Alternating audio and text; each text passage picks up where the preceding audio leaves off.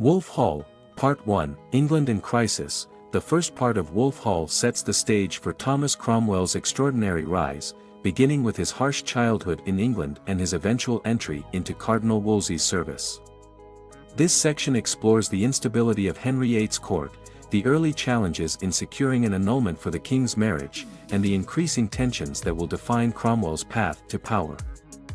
1. Thomas Cromwell's early life and escape. The novel opens in Putney, England, in the early 1500s. A young Thomas Cromwell, just around 15 years old, is brutally beaten by his father, Walter Cromwell, a blacksmith and alehouse owner with a notorious temper.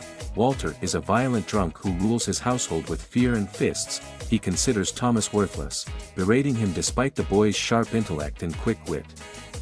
Cromwell's life in exile, Europe, Italy. Once he escapes Putney, Cromwell travels through Europe, where he becomes a soldier and mercenary in France and Italy. He fights in French wars, witnessing the brutal realities of combat. Later, he moves to Italy, where he learns about banking, trade, and law, acquiring skills that will later serve him in England's royal court. He works for Italian merchants and forms relationships with Florentine bankers, gaining financial expertise and a deep understanding of European politics. Despite his low-born status, Cromwell's ruthless intelligence and adaptability make him a valuable asset wherever he goes. 2. Cromwell returns to England, joins Cardinal Wolsey. Years later, Cromwell returns to England as a highly educated and worldly man, skilled in law, finance, and diplomacy. He catches the attention of Cardinal Thomas Wolsey, Henry VIII's most powerful minister, and becomes his trusted legal aide. Wolsey, a self-made man like Cromwell, recognizes his intelligence and ambition, taking him under his wing. Cromwell handles legal and financial matters for Wolsey, ensuring that the cardinal's wealth and influence continue to grow.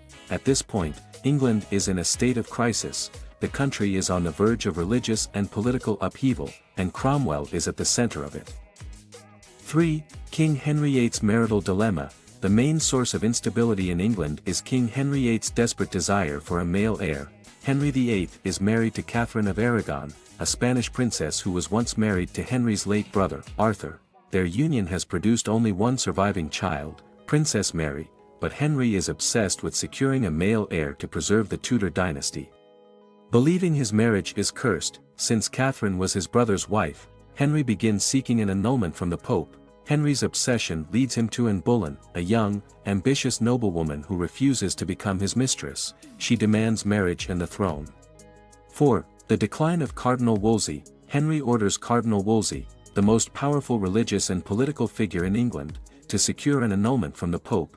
Wolsey attempts to use his influence with the Vatican, but the Pope refuses to grant Henry's request, fearing backlash from Catherine's powerful nephew, Emperor Charles V of Spain. Henry, frustrated and impatient, begins to lose faith in Wolsey. Wolsey's enemies at court, particularly the Duke of Norfolk and Thomas More, seize the opportunity to turn the king against him. As Wolsey's position begins to crumble, Cromwell remains fiercely loyal, but he also senses the shifting tides of power. 5. The tensions between religion and politics. During this time, religious tensions are rising in England. Martin Luther's Reformation is spreading across Europe, challenging the Pope's authority and calling for a break from the Catholic Church. Many reformers in England support Lutheran ideas, believing that the Church is corrupt and needs to be reformed.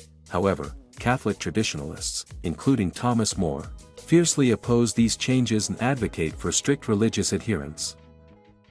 Cromwell, though not yet openly supporting reform, is more pragmatic than religious. He understands the political potential of breaking from Rome, a realization that will define his future actions. 6. The court's suspicion of Cromwell. As Wolsey falls from grace, Cromwell becomes a target. The nobility resents him for his low-born status and his association with Wolsey. He is seen as an outsider, a commoner who has risen too high in royal affairs. The Duke of Norfolk and Thomas More consider him dangerous, watching his every move. Despite this, Cromwell refuses to flee or bow to his enemies. Instead, he begins building his own influence, forming alliances with those still loyal to Wolsey and those seeking an alternative to the old aristocracy. He knows that survival in Henry's court requires strategy, intelligence, and patience. Conclusion of Part 1. By the end of Part 1, England in Crisis, England is on the brink of monumental change. Thomas Cromwell has escaped a brutal childhood and built a life of power through sheer intelligence. King Henry VIII is desperate for an annulment, but the Pope refuses, creating a political and religious crisis. Cardinal Wolsey is losing favor, and his enemies are circling. Religious conflict is brewing, with reformers and traditionalists battling for influence. Cromwell is stepping into the spotlight, ready to reshape history. Themes explored in Part 1, Small Blue Diamond Survival, Social Mobility.